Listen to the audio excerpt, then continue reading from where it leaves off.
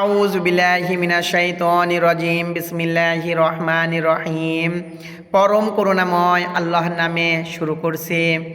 এখন যে বিষয়টা আপনাদের সামনে আমি উপস্থাপন করব সেটা হচ্ছে আল্লাহ পাকের দয়া, আল্লাহ পাকের ভালোবাসা বান্দার প্রতি, আল্লাহ পাকের দয়া রহমত। এই বিষয়টা আপনাদের সামনে আমি উপস্থাপন করব।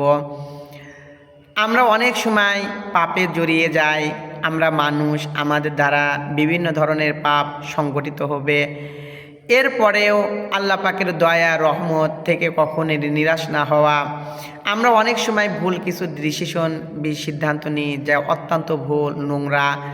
এই কাজগুলো যেন আমাদের দ্বারা না হয়, এই বিষয়টা আপনাদের সামনে আমি এখন উপস্থাপন করব।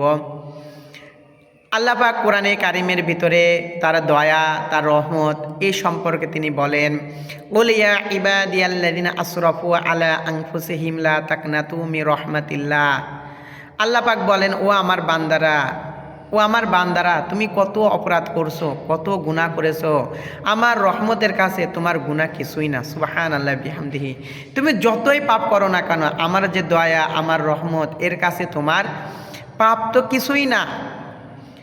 এরপরে আল্লাহ পাক বলেন যে লা তাকনাতু মির রাহমাতিল্লাহ, আমার রহমত থেকে তোমরা কখনো নিরাশ হবে না।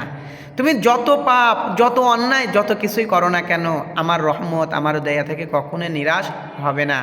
ইন্নাল্লাহা ইয়াগফিরুয যুনুবা জামিআ, আমি ইচ্ছা করলে তোমাদের জীবনের সকল গুনাহগুলো মাফ করে দিতে পারি। সুবহানাল্লাহ।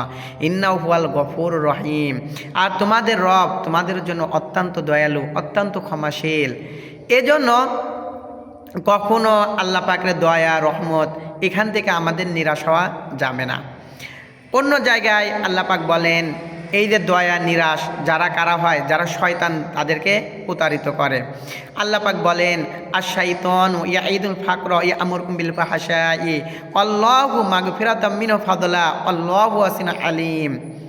আল্লাহ পাক বলেন, শয়তান তোমাদেরকে দারিদ্রতার ভয় দেখায় এবং অশ্লীল কাজে নির্দেশ করে। তোমাদের প্রথমে দেখায় দারিদ্রতার, মনে করে তুমি যে দান করো, সদকা করো, তুমি দারিদ্র হয়ে যাবে, এবং অশ্লীল বিভিন্ন পাপাচারে শয়তান নির্দেশ করে, চুরি করো, ডাকাতি করো, এরকম বিভিন্ন কাজে শয়তান নির্দেশ করে। এজন্য আল্লাহ পাক বলেন যে শয়তান তোমাদেরকে দারিদ্রতা এবং দারিদ্রতার ভয় দেখায় এবং অশ্লীল কাজে নির্দেশ করে। আল্লাহু মাগফিরাতাম মিনহু ওয়া ফাদলা, আর আল্লাহ পাক তোমাদের জন্য কি করেন? মাগফিরাত, ক্ষমা করেন। আল্লাহ তোমাদের ক্ষমা করেন। এরপরে কি আল্লাহ পাক তোমাদের ক্ষমা করবেন, তোমাদের সম্পদ দান করবেন। আল্লাহু ওয়াসিউন আলিম, আল্লাহ পাক প্রাচুর্য প্রজ্ঞাময়।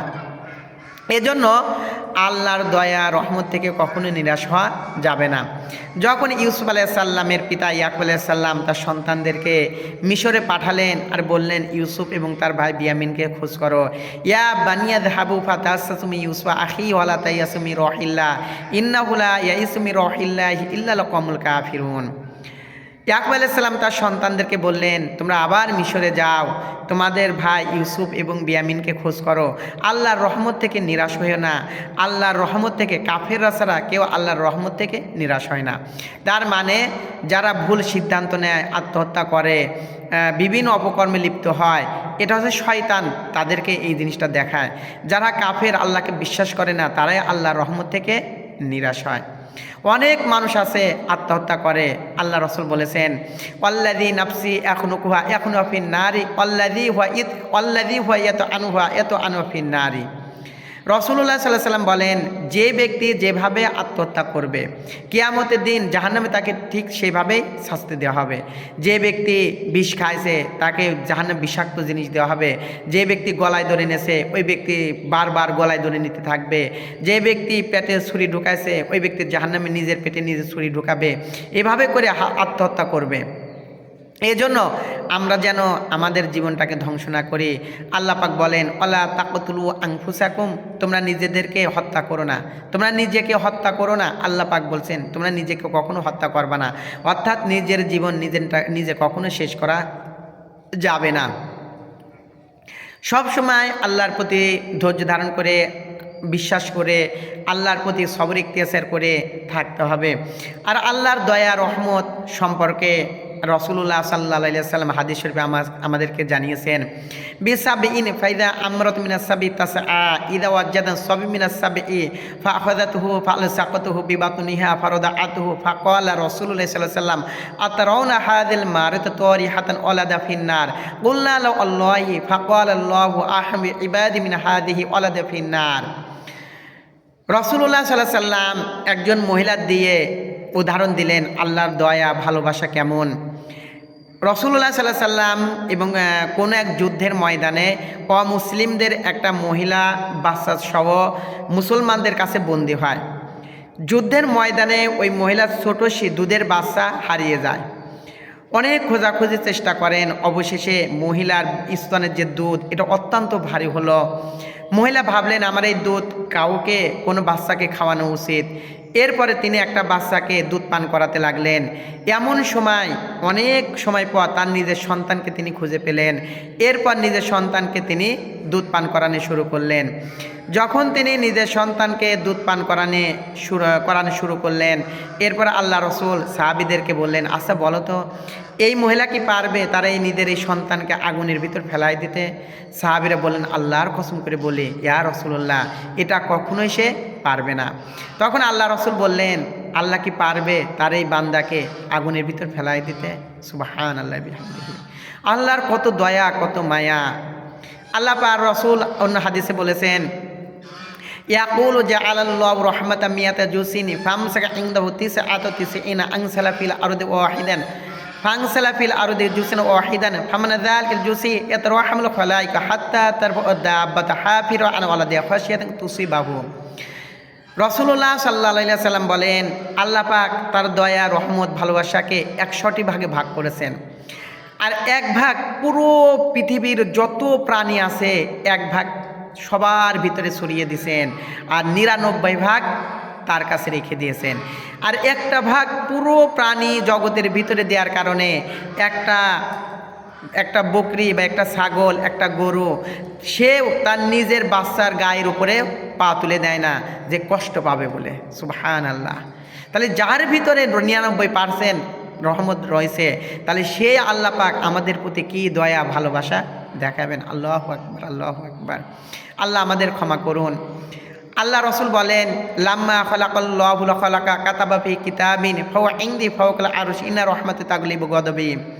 রাসূলুল্লাহ সাল্লাল্লাহু আলাইহি ওয়াসাল্লাম বলেন, আল্লাহ পাক যখন তার আরশ সৃষ্টি করলেন, আরশ সৃষ্টি করার পরে তিনি আরশে লিখে রাখেছেন, ইন্না রহমাতি তাগলিবু গদাবি, আমার রাগ অপেক্ষা আমার রহমত অনেক অনেক বেশি। সুবহানাল্লাহ। আমার রাগ অপেক্ষা আমার রহমত অনেক অনেক বেশি। অন্য হাদিসে আল্লাহ রসুল বলেন, আল্লাযী নাফসি বিয়াদিহি লাউলাম তুযনিবু লাযহাবাল্লাহু বিকুম ওয়াজা বিকওমিন ইযনিবুনা ফায়াস্তাগফিরুনা আল্লাহ তাআলা ফায়াগফিরু লাহুম। রাসূলুল্লাহ সাল্লাল্লাহু আলাইহি ওয়াসাল্লাম বলেন, আল্লাহর নামে কসম করে বলি তোমরা যদি পাপ না করতে তাহলে আল্লাহ পাক তোমাদেরকে ধ্বংস করে দিয়ে এমন এক জাতি আবার পৃথিবীতে প্রেরণ করতেন যে জাতি পাপ করতো, তওবা করতো, আল্লাহ পাক তাদের তওবা কবুল করতো। এজন্য আমাদের দ্বারা পাপ হবে এবং পাপ হলে সেটা আমাদের তওবা করতে হবে, ফিরে আসার চেষ্টা করতে হবে, আল্লাহর কাছে বারবার ক্ষমা চাইতে হবে। আল্লাহ পাক তওবা সম্পর্কে বলেছেন, ইন্নামা তাওবাতু লিল্লাযীনা ইয়ামালুনা সুআ বিজাহালাতিন সুম্মা ইয়াতুবুনা মিন করিবিন ফাউলাইকা তুবু আলাইহিম ওয়া কানাল্লাহু আলিমান হাকীমা। নিশ্চয় তোমার রব তওবা কবুলকারী, যারা কি করে যে কোনো অপরাধ ভুল ভবিষ্যতে করার পরে এরপর আল্লাহকে বলে, হে আমার রব আমরা ভুল করেছি অপরাধ করেছি ক্ষমা চাই, আল্লাহ পাক তাদের তওবা কবুল করবেন। আল্লাহ পাক প্রজ্ঞাময় মহাজ্ঞানী। আর কাদের তওবা কবুল করবে না? ওয়ালাইসাতিত তাওবাতু লিল্লাযীনা ইয়ামালুনা সাইয়্যাত হাত্তা ইযা হাদারা আহাদুল মাউত ক্বালা ইন তুবতুল আনা ওয়ালাল্লাযীনা ইয়ামুতুনা ওয়া হুম কুফারা উলাইকা আতাদনা লাহুম আযাবান আলীমা। আর আল্লাহ পাক বলেন, তাদের তওবা কবুল করা হবে না যারা মৃত্যু আসার আগ পর্যন্ত পাপ করতেই থাকে, যখন মৃত্যু চলে আসে তখন বলে আমরা এখন তওবা করলাম, আল্লাহ পাক তাদের তওবা গ্রহণ করবে না। আল্লাহ পাক তাদের জন্য রেখেছে কঠিন যন্ত্রণাদায়ক শাস্তি।